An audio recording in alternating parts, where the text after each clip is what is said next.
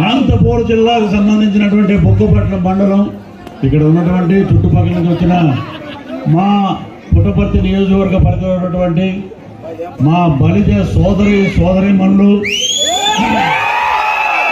అలాగే మా బలిజ కుటుంబీకులందరూ గర్వపడే విధంగా ఈరోజు ఇక్కడికి వచ్చారంటే మన వెనకాల ఉండి నడిపిస్తున్న నాయకుడు శ్రీకృష్ణదేవరాయ. బలిజ సోదరులు ఐక్యంగా ఉంటే రాష్ట్రంలో ఎన్నో అద్భుతాలు మనం సృష్టించవచ్చు. బలిజ సోదరులు తలుచుకుంటే ఎన్నో అద్భుతాలు వస్తాయి.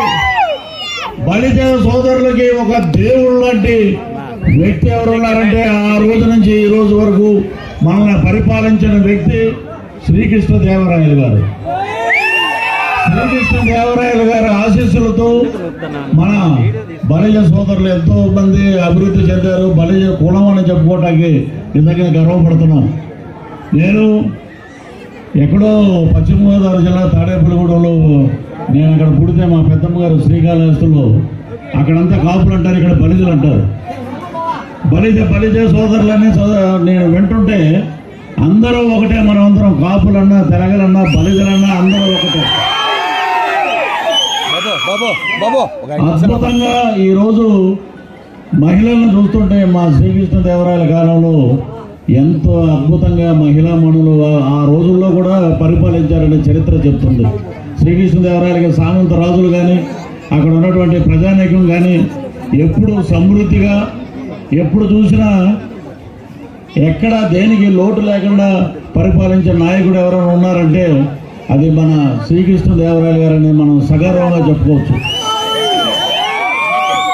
మనం ఎప్పుడు మన కృష్ణదేవరాయల గారి విగ్రహావిష్కరణ ఉన్నప్పుడు ఏ రోజు కూడా మనం కులం పేరు గురించి మాట్లాడడం, కుల ప్రసక్తి తీసుకురాము, రాజకీయ ప్రసక్తి తీసుకురాము.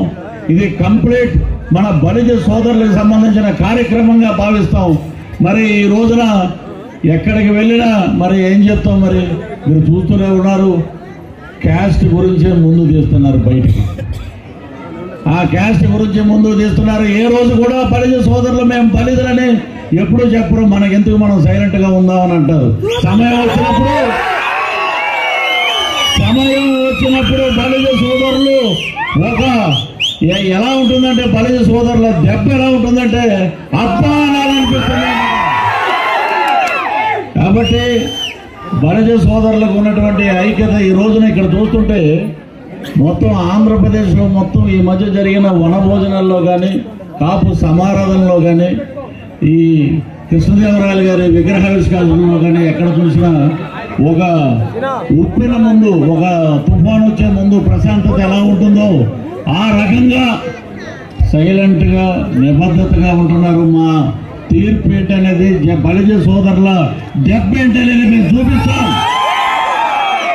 అని చెప్తున్నారు. కాబట్టి ఇక్కడికి రావటం నిజంగా చాలా గొప్ప అదృష్టం. ఇక్కడికి రావటం, మిమ్మల్ని అందరినీ కలవటం చాలా గొప్పగా భావిస్తున్నాం. నేను ఇక్కడ రావటం చూడటం ఇప్పుడు చిన్నప్పుడు ఒక 6 సంవత్సరాలప్పుడు మా అమ్మగారితో పాటు ఇక్కడికి వచ్చాం. అప్పుడు సత్యసాయి బాబా గారు ఉన్నారు. వారిని చూసి అదృష్టం కలిసింది. వారు లేని పుట్టపర్తిని చూస్తే నిజంగా ఎంత ప్రశాంతంగా ఉందంటే, ఇటువంటి ప్రశాంతంగా ఉన్న పుట్టపర్తిలో చక్కగా ఉండాలి, ప్రజలను పరిపాలించాలి. ఏ పార్టీలైనా ఎవరైనా సరే అహంకారం ఎప్పుడూ పనికిరాదమ్మా. అహంకారం కొన్ని రోజులే ఉంటుంది. అహంకారానికి చరమగీతం పాడటానికి వస్తున్నాడు ఈ చరిత్ర కృష్ణదేవరాయల